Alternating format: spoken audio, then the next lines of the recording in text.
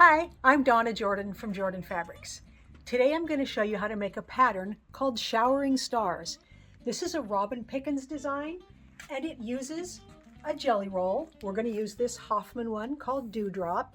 And the only other things we need are a dark background and something light for the stars. So let's go ahead and get started. The first step is to pick out the jelly roll strips that we're going to use. We only need to use 28 of them. We can use a few more for color balance if we like. And what Robin did is she picked out a gray group, two different purpley groups, and a green group. So I am going to put mine into some color piles here as well.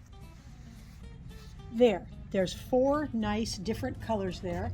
And I'm going to go ahead and get the strips cut up, and I'll cut the background and the white star fabric at the same time, then we can get started sewing.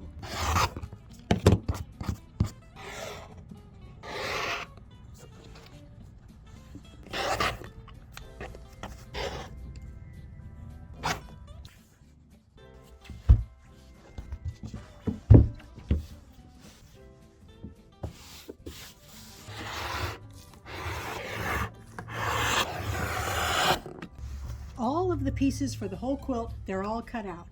The next step is to take these short accent pieces and these short jelly roll strips to the sewing machine. These are all exactly the same length and we're going to make a strip unit out of them. So I'm going to do one of the light accents, then two dark, another light accent, another two darks, and end with an accent. And I'm just going to sew them all together using a 1/4 inch seam. The seam allowances should all get pressed to one side towards the darker fabric. And even though they're all exactly the same length, don't worry if your sewing isn't perfect and they don't exactly line up, because we're going to be trimming this into smaller units and it's a little bit longer than what we need.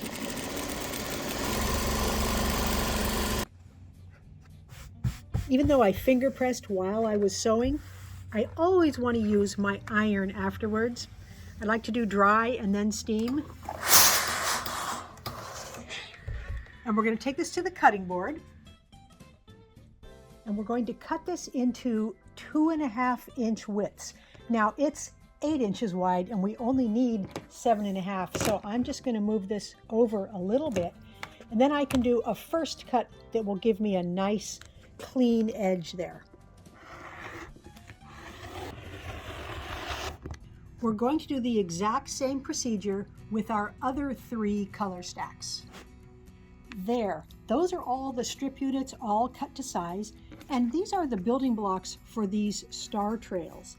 The next thing we need to make are the center of the stars. All we need for that is a whole bunch of little squares. We're making a 5 by 5 block little teeny patchwork thing here, and I don't worry too much about what fabrics are going where. I just want to mix up the colors and get a nice blend here. So I'm simply going to make 5 rows and then sew all the rows together and alternate the directions of the seam allowances so that everything will lay nice and flat.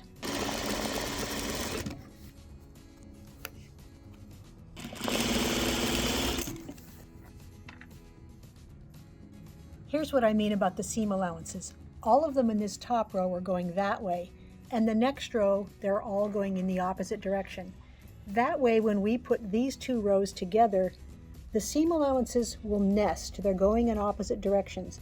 And that makes it really easy to feel if you've got that intersection lined up. You can just feel it with your fingers without having to pin it. And all the way down, you can kind of feel if you've got it lined up. And it'll be nice and flat in those intersections, and the block will look really good. All 4 of those patchwork blocks are done, and the next thing we need to work on are the star points, and we're going to make those by making flying geese units with the no waste method. Let me show you how this works. It's kind of fun. We're going to mark the back side right across the middle from corner to corner, and I like to use a light pencil right down the middle. I've got my big background square and 2 of these marked smaller squares. And I'm going to line up the outer edges there with that pencil line going towards the center. And I'm going to take the second one and line up its edges over here. And when you line it up here, you'll have one continuous line all along here. Since this is pretty big, I'm going to go ahead and stick a pin in here so that this guy won't move. And I'm going to stitch on both sides of that drawn line. You can even put a pin in here if you like to keep everything from sliding as you sew. So a 1/4 inch away from that center line. And my foot is a little bit shy of a 1/4 inch, so I'm going near the line with my foot, but a little bit away. Once you get to the bottom, you can just flip it around and stitch down the other side.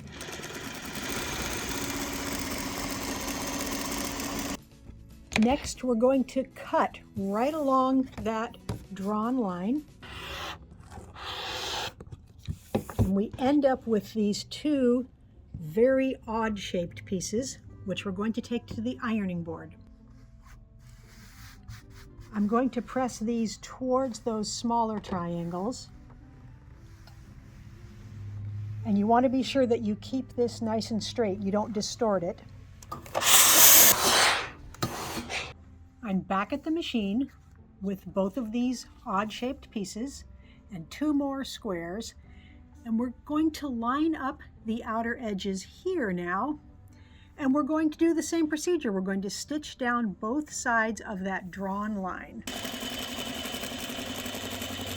Turn it around and right down the other side.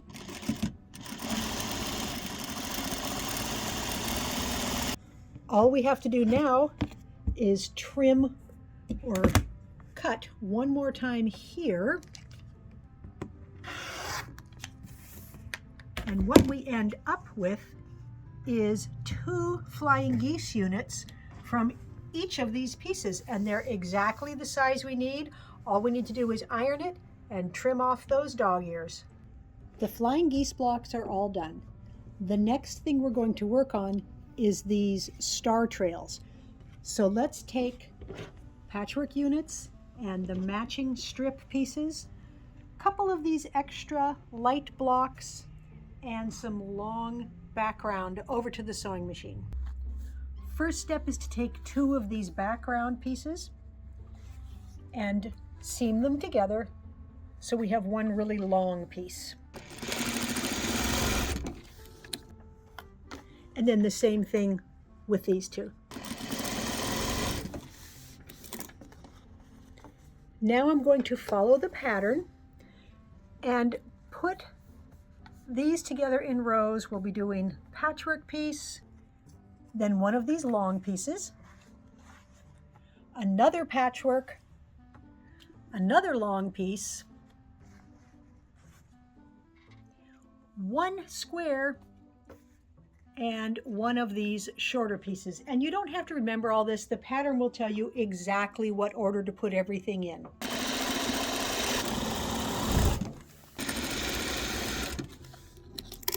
I've gone ahead and made a second row exactly the same as the first one.